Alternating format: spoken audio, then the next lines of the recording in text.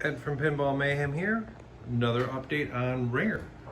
Made a lot of progress since my last video. First thing, look right here, I got a good polish. I got all the rust out of it. It ended up not having to remove that assembly. On the front side, you can see I got the coin door and the flywheel installed. And I even got the legs installed. I still need to do some touch up on the bottom where the paint goes, but I'm going to do all the touch up at the same time. Let's just take a quick look inside the coin door. I still need to install this little safety guy here. I haven't put that on. That's hanging over on the other side. I just did a very kind of quick cleanup on it. Took this apart, cleaned it. The really cool part is these are actually recessed. It's not just painted on, they're actually recessed into the stainless steel and cleaned up pretty good. Flywheel is, when it's not engaged, will spin forever. Maybe I oiled that a little bit too much. We'll see. Ended up, my dad made some new legs using the original ones as forms. I kept the original ones in case I ever get rid of the machine. But let's go around back, show you a little bit different angle of these and what I did on the inside. So, coin box is, I just cleaned it up a little bit with like a kitchen sponge, an old kitchen sponge, just to get rid of that powdering off of there. But I didn't want to scratch by it too much, just an older use. Didn't do much up here. This is really the next area I'm going to service.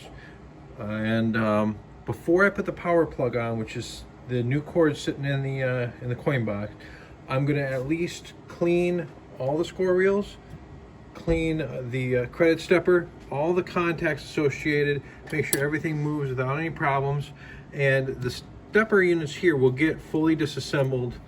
I think they are operating okay, a little sticky, so that should, because these are very important. The contacts are very important for the lights because it's a light game. These are two players essentially. We need to get this all cleaned up. All these contacts will be serviced before I do anything. Down here, there's not much left to do servicing wise. Both my noisemakers move freely. I got some switches here I'm going to clean. This is the spinner mechanism. I went through, cleaned everything up, cleaned and polished, got all the powdering off of here. So, and I got a new ring. Now originally this is a 2 7/8. I actually had a 2 3/4 ring. Not much difference there.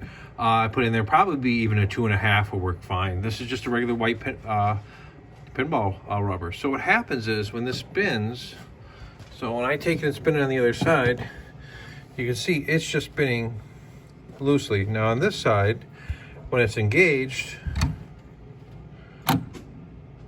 let me get a good spin on it. So this is going to engage and disconnect. So this will then break it, but no matter how you spin this wheel on the outside right now, this one's still going to spin. My finger got in the way. And that's the switch that will advance your horseshoe. So I did clean that switch. I like how it actually gave you a little window so you can check it for cleanliness. I also cleaned the start switch, put the screws back in for that, and should be good to go. I am going to check the schematic down here. This looks like it's a slam switch. If it's supposed to be normally closed, I do like to take any normally closed slam switches and just solder a chunk of wire between the two, just because I'm not going to play it at home enough where I'm going to slam a switch like this open. You can see it's bent pretty hard. Same for the coin door. I think that's the same kind of switch over there. That's just for home use. Solder a wire across it. Don't mess around with these switches anymore, because that's just one failure point, and a wire is absolute. It's not going to depend on any contacts. You're going to be good. So after I go through electronics on top and down here, then you can see here is my replacement cord. What I do is I just buy a 15-foot extension cord for a house. I'm going to cut this end off. If you're doing a mod for like an arcade machine where you want some internal outlets, you can leave yourself a 1-foot whip and attach that into your harness. I've done that before where I wanted to mod in like a monitor or something with a 2-prong plug. That is going to go where I cut this wire off. So I'm going to get everything done up top. I'm going to pull these plugs, clean those plugs out, and make sure that they're clean, put them back in. Then I got this bottom board. I'm gonna go through and probably not like go hog wild on all the switches. I'm just gonna go through one switch at a time. Just run cleaning paper on it. One thing to check is the, you know, if you have any looseness with these blades, or you can tighten these screws a lot, that means you had moisture damage. Pretty good. I mean, everything's pretty tight down here, so I probably don't, but you know, you want to tighten your switches, anything loose, before you start cleaning them. So hopefully next time you see it, I got the top half clean and I'm down to here. I'm about ready to get started. I'm gonna actually try to get a little, I want to see how far I can take this. I am not going to put the power cord on until I get everything gone through. Now, to get the power cord on, I may have to see how it goes in. It has this kind of inline service outlet. I am not going to put that back on.